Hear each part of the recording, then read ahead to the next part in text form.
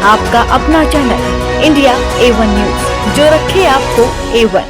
कुछ तो लोग कहेंगे लोगों का काम है कहना। जौनपुर जनपद में 9 विधानसभाएं हैं, उसमें से मैं मछली शहर से विधायक चुन करके आई हूँ, इकलौती महिला विधायक। बहुत सारे लोगों को ऐसा लगता है कि हम महिला के प्रतिनिधित्व में पीछे उसके चल रहे हैं। हम कैसे महिला के पीछे चल सकते हैं? तो मैं उन सबको बोलना चाहती हूं कि हम आपको पीछे नहीं चला रहे हैं। हम चाहते हैं आप हमारे बगल में हमारे साथ साथ चलें। इस सदन की शोभा तभी तक है जब तक पक्ष और विपक्ष साथ में यहां पे बैठता है। जो देश विकसित हो चुके हैं उसका कारण भी हमें साफ साफ समझ में आ जाता है कि वहां पे अगर राजनीति में महिलाओं का अगर हम देखें कि क्या कंट्रीब्यूशन है तो वो 30% तक पहुंच चुका है। 5 दिन के सदन में हमें 1 दिन का मौका मिला है। आप सोचिए, आपको इससे दुख हो रहा है और 75 वर्षों से हम इंतजार कर रहे थे कि हमें ये मौका मिले। देश का विकास तभी होगा जब देश में नारी का विकास होगा। दिन की रोशनी गुजर गई ख्वाबों को बनाने में, रातों की नींद गुजर गई बच्चों को सुलाने में।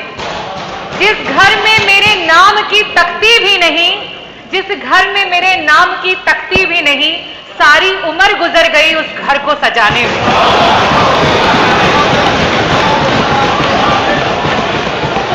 आदरणीय अध्यक्ष महोदय, आज आजादी के 75 वर्षों में पहली बार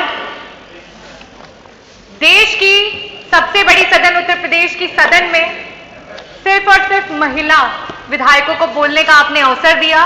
मैं उसके लिए आपको हृदय से धन्यवाद करती हूं।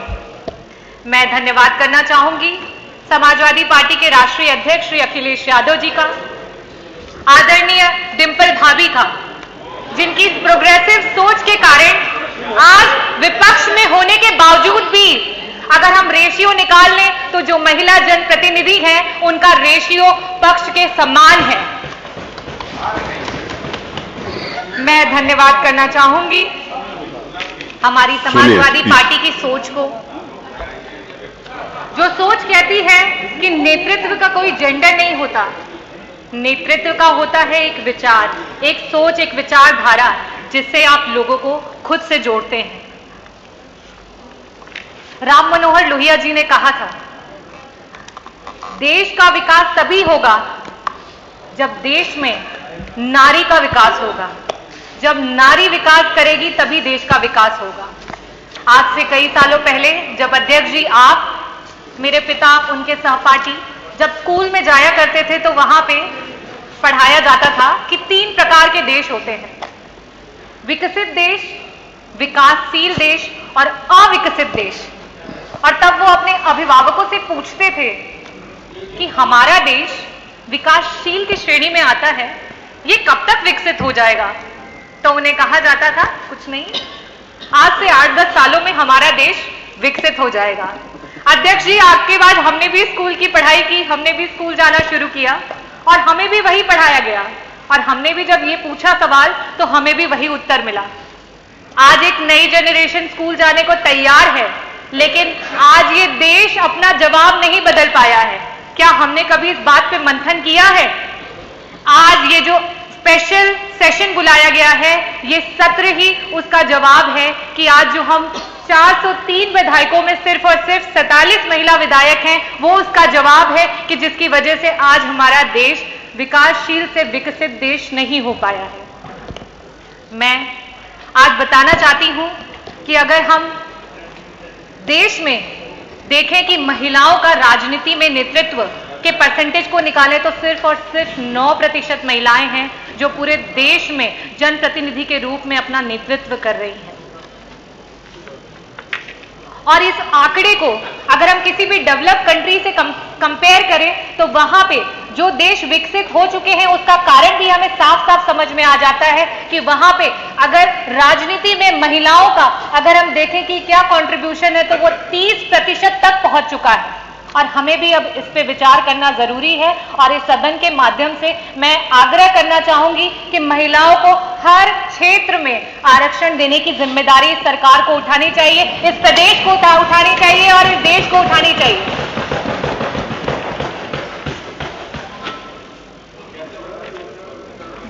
भीमराव अंबेडकर जी ने कहा था कि मैं किसी भी समाज की जो प्रगति है उस समाज की महिलाओं की प्रगति से मापता हूं। और आज मैं एक ग्रामीण अंचल से आती हूं और जब वहां पे हम अपनी दलित समाज की बहनों को देखते हैं तब हमें ये महसूस होता है और साथ में बहुत ग्लानि भी होती है कि आज हमारा देश कहां पे है, आज क्या कारण है कि हमारा देश आगे नहीं बढ़ पा रहा है।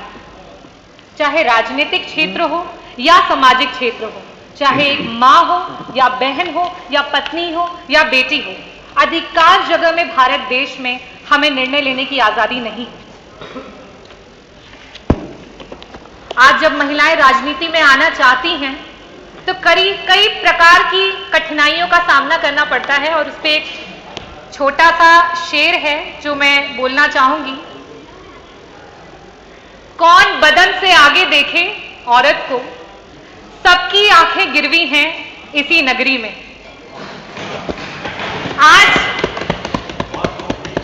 आज भी अगर औरत कुछ अच्छा नहीं कर पाती है तो आज हमें सुनने को मिलता है ये तो औरत है, इतना बड़ा दायित्व इसे दे दिया, कहां से कर पाती।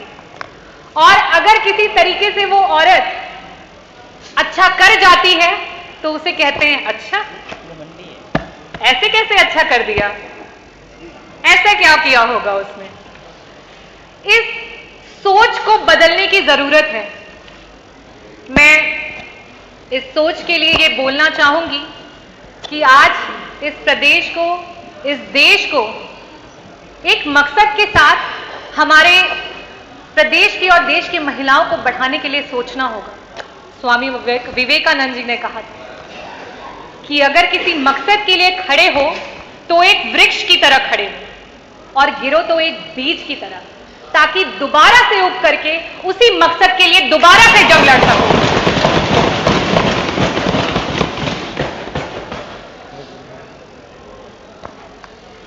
मैं अध्यक्ष जी आपसे कहना चाहती हूं, हमें स्पेशल अपॉर्चुनिटीज, स्पेशल सेशंस नहीं चाहिए। आज 5 दिन के सत्र में एक दिन सिर्फ और सिर्फ महिला विधायकों को मिला है। कई सारे लोग होंगे जिन्हें दुख हो रहा होगा, कई सारे लोग हो रहे होंगे जिनको आपत्ति हो रही होगी, लेकिन मैं ये कहना चाहती हूँ कि आज 5 दिन के सदन में हमें एक दिन का मौका मिला है। आप सोचिए, आपको इससे दुख हो रहा है और 75 वर्षों से हम इंतजार कर रहे थे कि हमें ये मौका मिले। 75 वर्षों से हम इंतजार कर रहे हैं। आज भी उत्तर प्रदेश के अलावा बाकी सदन में जहां जहां ये आवाज जाएगी, मुझे लगता है अध्यक्ष जी वहां पर भी इसको शुरू किया जाएगा और इसके लिए मैं तहे दिल से आपको धन्यवाद करना चाहूंगी, अपने राष्ट्रीय अध्यक्ष जी को धन्यवाद करना चाहूंगी। और मैं ये भी कहना चाहती हूं,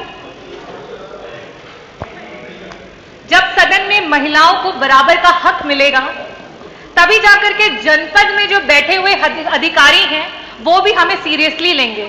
मैं आपको एक घटना बताना चाहती हूं। मछली शहर विधानसभा, जौनपुर जनपद में 9 विधानसभाएं हैं, उसमें से मैं मछली शहर से विधायक चुन करके आई हूं, इकलौती महिला विधायक।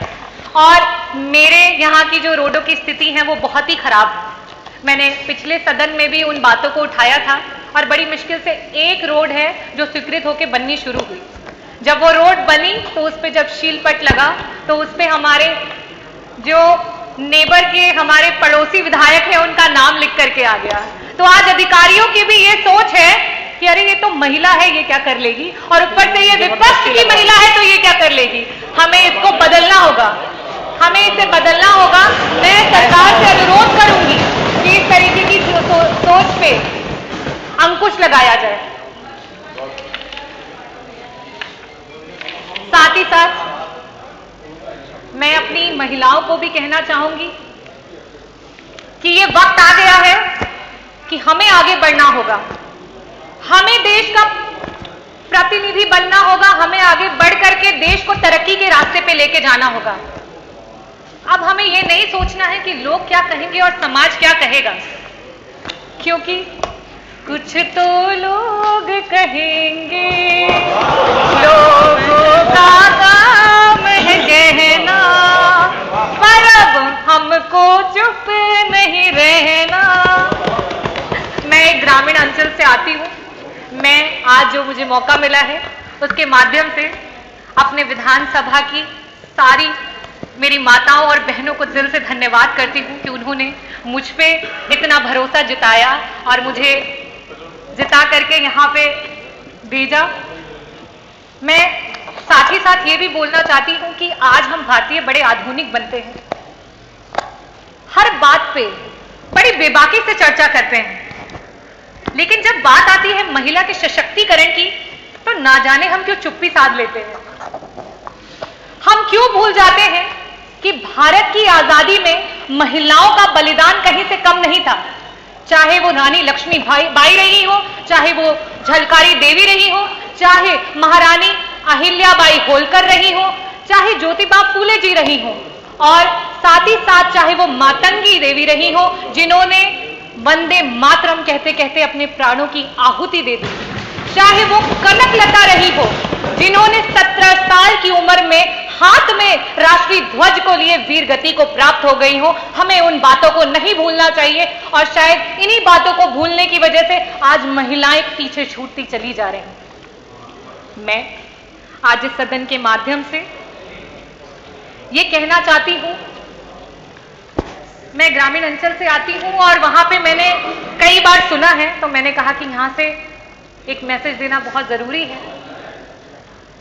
बहुत सारे लोगों को ऐसा लगता है कि हम महिला के प्रतिनिधित्व में पीछे उसके चल रहे हैं, हम कैसे महिला के पीछे चल सकते हैं। तो मैं उन सबको बोलना चाहती हूं कि हम आपको पीछे नहीं चला रहे हैं, हम चाहते हैं आप हमारे बगल में हमारे साथ साथ चलें। अल्बर्ट कामू ने कहा था, I don't want you to lead me, I don't want you to walk behind me, I want you to walk by my side. और यही हमारी सोच है और मैं मानती हूं कि इस सदन में बैठी सारी जितनी भी महिला जनप्रतिनिधि हैं उनकी भी यही सोच है। मैं धन्यवाद करना चाहूंगी आदरणीय मुख्यमंत्री जी को कि जिस दिन मॉनसून का पहला सत्र था उस दिन हमें अंदर नहीं आने दिया। मैं पूछना चाहूंगी हमारी पक्ष के विधायकगण से, दिल पे हाथ रख के बताइए, क्या आपको अच्छा लग रहा था यहाँ की सारी सीटें खाली थी? इस सदन की शोभा तभी तक है जब तक पक्ष और विपक्ष साथ में यहाँ पे बैठता है। जब तक पक्ष और विपक्ष साथ में बैठता है तभी तक हमारा लोकतंत्र मजबूत है, और जिस दिन यहां से विपक्ष हट जाएगा उस दिन लोकतंत्र की धज्जियां उड़ जाएंगी। और उसी प्रकार से मैं कहना चाहूंगी, रजनी जी, अरे आप बोलिए। मैं माननीय मंत्री जी को बताना चाहती हूँ। नहीं कोई जवाब, मैं उनको मना कर दूं, आप अपनी बात जी।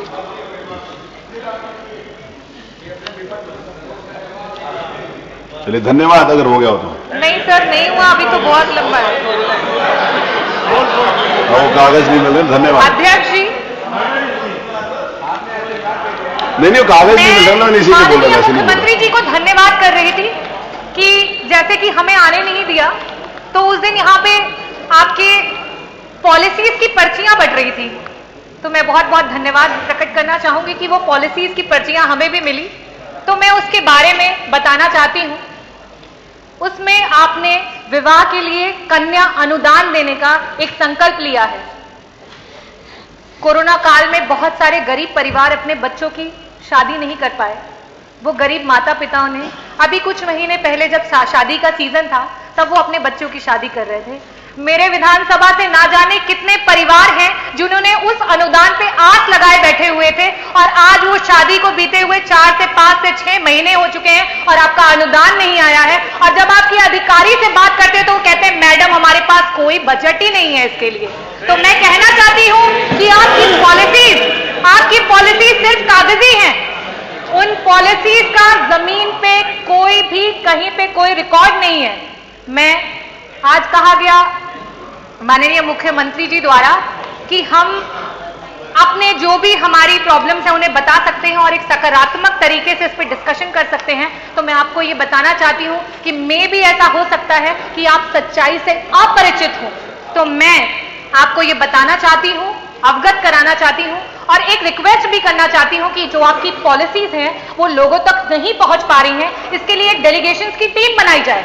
अगर वो महिलाओं के लिए पॉलिसीज है तो उसमें महिला विधायकगण, और आपको जो लगता है कि जो सही रिपोर्ट दे उनको चूज करके आप अपने लोगों की टीम बनाएं, लेकिन कम से कम ये छलावा तो ना दिखाएं कि आपकी इतनी सारी पॉलिसीज हैं जो इतने लोगों को मदद कर रही हैं, क्योंकि अगर हम आज जमीन पे उतर के देखते हैं तो कहीं किसी को मदद नहीं मिलती। मैं मेडिकल प्रोफेशन से बिलोंग करती हूं और मैं आज जो प्रदेश में मेडिकल की स्थिति है उसके बारे में भी आप लोगों को अवगत कराना चाहूंगी। जौनपुर जनपद का जो मेडिकल कॉलेज है उसके बारे में तो कई बार सदन में चर्चाएं हो चुकी हैं कि वहां पे सिर्फ उद्घाटन हुआ है और आज तक कोई काम शुरू नहीं हुआ है। लेकिन साथ ही साथ मैं ये बताना चाहती हूं कि आपकी एक दूसरी पॉलिसी है जिसमें गंभीर बीमारियों में लोग मदद की आस लगा करके रखते हैं। आज मैं इस सदन के माध्यम से आपसे पूछना चाहती हूं, क्या उसका कोई समय निर्धारित किया जाएगा? एक गंभीर बीमारी का व्यक्ति कितने टाइम तक उस अनुदान का वेट करता रहे, कितने दिनों तक उसका वेट करता रहे? आज हम अपने कितने लोगों को इस कारण से खो दे रहे हैं, क्या सरकार उसका जवाब देगी? साथ ही साथ मैं ये भी बताना चाहती हूं कि गंभीर बीमारियों में कैंसर सबसे ज्यादा कॉमन है और कैंसर की ट्रीटमेंट को मैं थोड़ा सा आप लोगों से शेयर करना चाहूंगी कि उसमें सबसे पहले हम एक न्यू एडजुवेंट थेरेपी देते हैं, या तो वो कीमोथेरेपी होती है या वो रेडियोथेरेपी होती है। उससे हम कोशिश करते हैं कि वो जो कैंसर का एलिमेंट है वो छोटा हो जाए, वो कंसाइज हो जाए, ताकि कई बार ऐसा भी होता है कि वो उससे ठीक भी हो जाता है पेशेंट, लेकिन कई बार ऐसा होता है कि उससे हम उसको डिजीज को छोटा करके बाद में उसका सर्जिकल इंटरवेंशन करते हैं। आपकी जो अनुदान की नीतियां हैं उसमें 6 महीने का समय लिया जा रहा है। क्या एक कैंसर का पेशेंट 6 महीने तक वेट कर पाएगा कि उसका अनुदान आए तब वो अपनी सर्जरी कराए? मैं आज इस सदन के माध्यम से आप लोगों से अनुरोध करना चाहती हूं कि इस पे संशोधन किया जाए। इस पॉलिसी से जनता की मदद नहीं हो पा रही है, लोगों के पास तक वो मदद नहीं पहुंच पा रही है। थैंक यू डॉक्टर, आगे नहीं हो गया। गंभीर बीमारियों पर मेरी आंगनबाड़ी की जो सेविकाएं हैं उनके लिए बोलना चाहती हूँ। मेरी जो आशाएं बहनें हैं जिन्होंने कोरोना काल में हमारे ग्रास रूट लेवल पे जाकर के हमारे लोगों की मदद की, जहां ग्रामीण धन्यवाद डॉक्टर रागिनी, नहीं अवेलेबल थे, धन्यवाद, उन्होंने उनकी मदद की। आज वो रोड पे निकली हुई है, आज वो अपने हक की दुहाई मांग रही है। क्या सरकार उनकी मदद करेगी? आज हमारी आंगनबाड़ी की जो महिलाएं हैं वो कह रही हैं कि आपकी,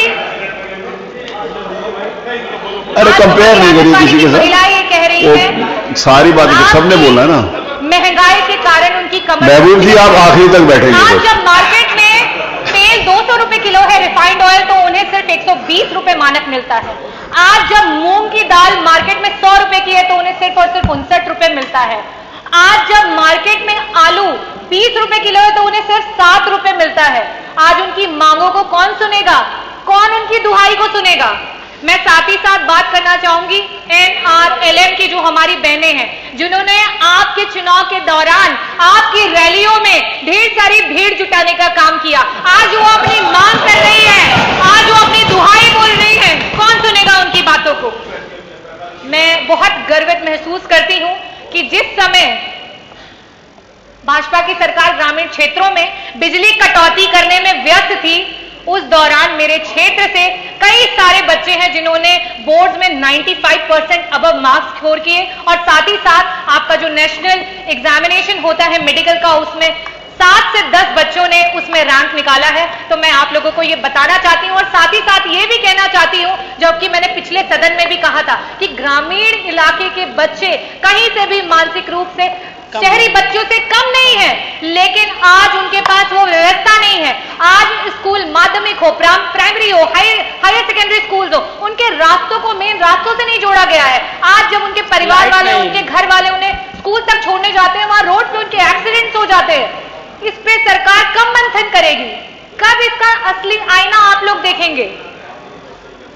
ये खत्म हो गया तो पेपर खत्म हो गया तो आगे।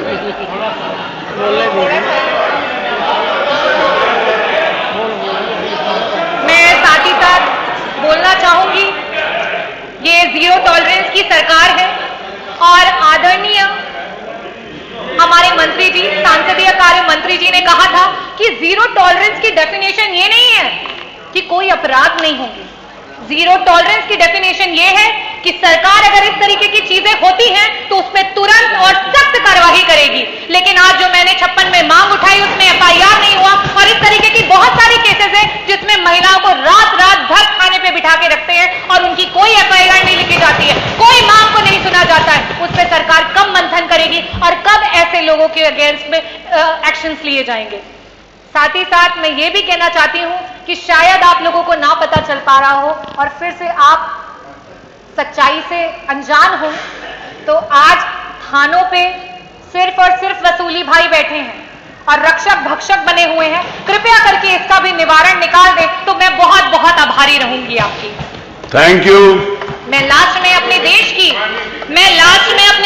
महिलाओं के लिए कुछ चंद लाइनें बोलना चाहूंगी। आप देंगे, वो दे रही है सुझाव, या आप देंगे सुझाव? मैं अपनी देश की महिलाओं के लिए और अपने प्रदेश की महिलाओं के लिए बोलना चाहूंगी। सुनो द्रौपदी शस्त्र उठा लो, छोड़ो मेहंदी खड़क संभालो। सुनो द्रौपदी शस्त्र उठा लो, छोड़ो मेहंदी खड़क संभालो। अब गोविंद ना आएंगे, धूत बिछाए बैठे शकुनी सब मस्तक बिक जाएंगे। सुनो द्रौपदी शस्त्र उठा लो, अब गोविंद